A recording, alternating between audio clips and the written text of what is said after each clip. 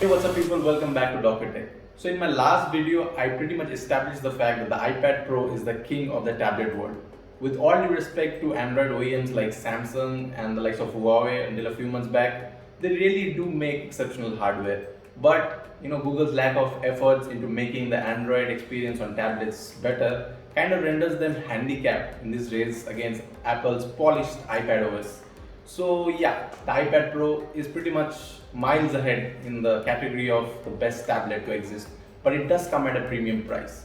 So naturally, there's a void for an iPad Pro killer to exist. Something that can bring much of the functionality of the iPad Pro in a more affordable package. And trust me when I say this, that the only tablet that is worthy of being called an iPad Pro killer is made by Apple themselves. Yes, only Apple makes a device that is worthy of being called an iPad Pro killer. I'm talking about the iPad Air 2020 that launched last year in October, and I'll explain why.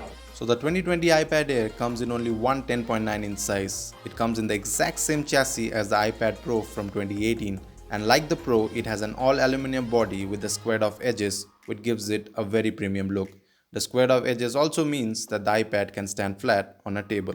So on the right side we get the usual volume rockers, below which there is a space to magnetically hold and charge the Apple Pencil just like the iPad Pro, and I'll talk about it a little later.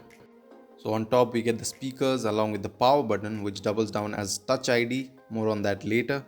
And at the bottom we get the bottom firing speakers completing the stereo speaker system, and the introduction of Type C port just like the Pro models, which is a step in the right direction. Now coming to the front, the bezels are 0.1mm thicker than the Pro models, thereby making the screen size 10.9 inches instead of 11, but that's hardly noticeable and is actually just about the right size to prevent accidental touches while maintaining the premium look. Now coming to the screen, well, this is the same IPS LCD liquid retina display that we get on the Pro models, and this one has a peak brightness of 500 nits, which is pretty decent.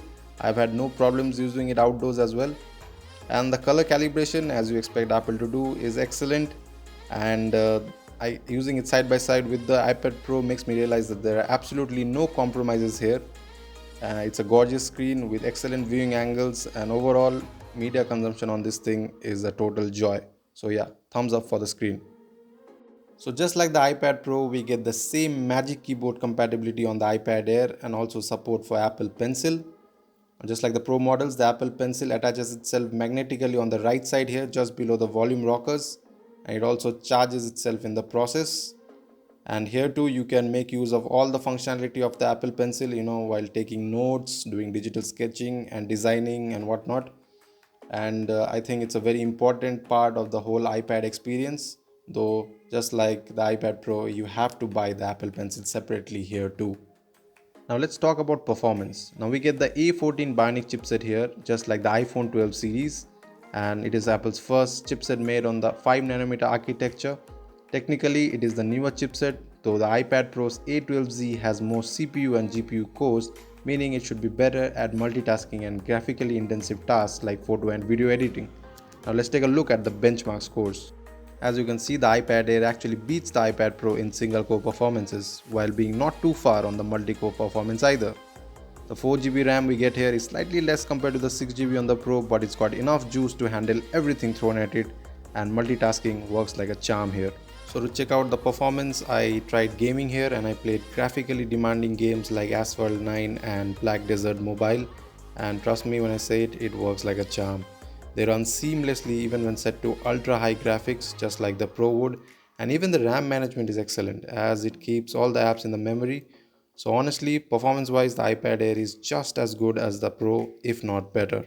Now coming to the charging, we get an included 20-watt fast charger compared to the 18 watts we get on the Pro model, and also included is this Type C charging cable just like the Pro model, and honestly it is such a relief and upgrade from the Lightning USB cable, and how I wish Apple would do that on the iPhones too. The battery lasts about 10 hours, which is very good and in fact actually better than the iPad Pro. So what are we missing here? Does the iPad Pro do anything better, or did Apple actually make a better device with the iPad Air? Well, the biggest missing feature is the 120Hz screen refresh rate. So you see, the iPad Air comes with a standard 60Hz refresh rate just like the iPhones. But in the iPad Pro, the 120Hz ProMotion display has been a staple for several years now.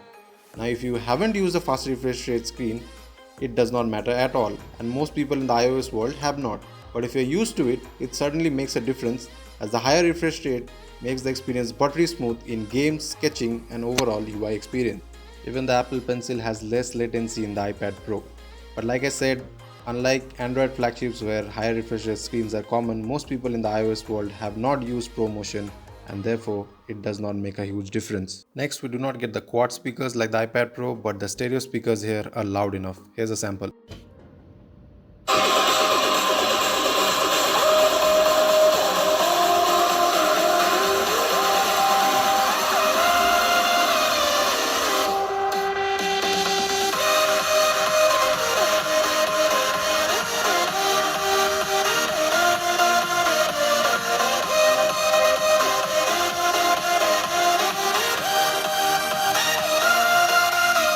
Now the biggest physical difference comes in the cameras. Now, this comes with a single 12 megapixel primary camera and a mic like the iPad Pro from 2018. So there is no flash, no ultra wide and no LiDAR sensor like in the iPad Pro. How much of a difference does that make? Depends.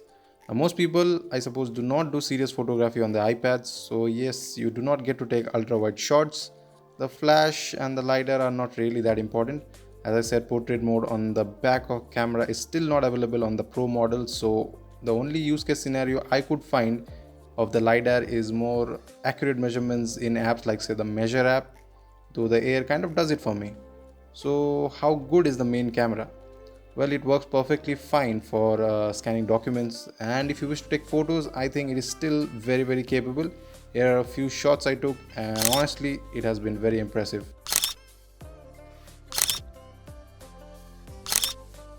Now up front we get the same 7 megapixel front camera which is reliable for FaceTime, Zoom calls and selfies.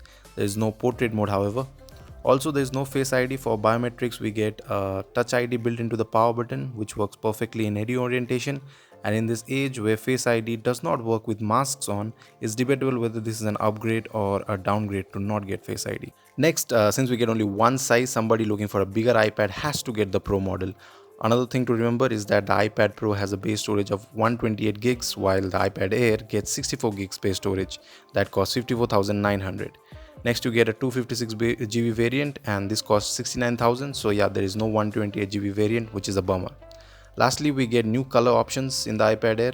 Apart from the grey and silver, we get rose gold, sky blue and this light green. They are pastel-like colors, very light, and it's subjective whether you like them or not. Personally, I'm a big fan. Also, for the fans of stickers, there are 2 Apple stickers included in the box. So to conclude, the iPad Air is an excellent choice for entertainment and productivity. It gets the same premium design like the Pro, excellent screen, powerful performance, and shares all the accessories with the Pro. It also gets a Type-C charger as well. Now the iPad Pro does have a larger screen size option, a better camera system and ProMotion display. Yeah, so pretty much that's the comparison, so you got to choose wisely. So that's it guys for this video. Hope you found it useful. Please drop a like if you liked it, and please subscribe if you haven't. Please share it among your friends, and yeah, also take care, stay safe, wear a mask, stay at home, and I'll see you guys in the next one. Peace.